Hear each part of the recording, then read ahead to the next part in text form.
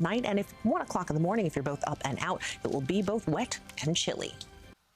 You may have noticed something different popping up on buildings around New York City. When New Yorkers think of scaffolding, they may think of the green, dimly lit kind.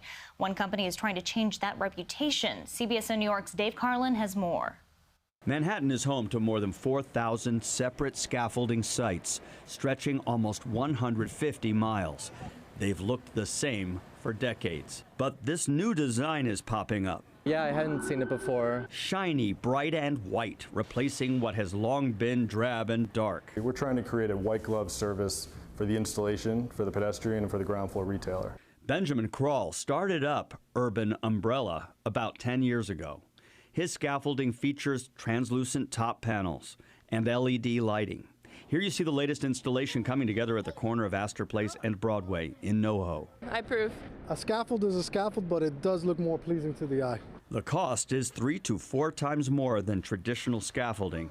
Krall says it works best when he pitches his product to retailers, counting on them to convince their landlords. We're going to at least give your ground floor retailer a shot to stay in business, right? Because 1 in 5 retailers exposed to traditional scaffolding will go out of business. 4 of these projects were installed last year, but Krall says he'll have 50 in Manhattan by the end of this year and double that already in the pipeline next year.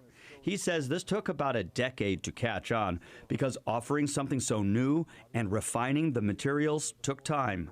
Then the design passed a crucial city test, one that involved a cannon that you see here. And the bricks broke, so the material worked. There are people who walk under this and don't identify it as a scaffold at all. It don't look like a regular scaffold. We want to blend in, and so we don't want the pedestrian to know we're there. These are our greatest hits, some of the installations that we have done recently.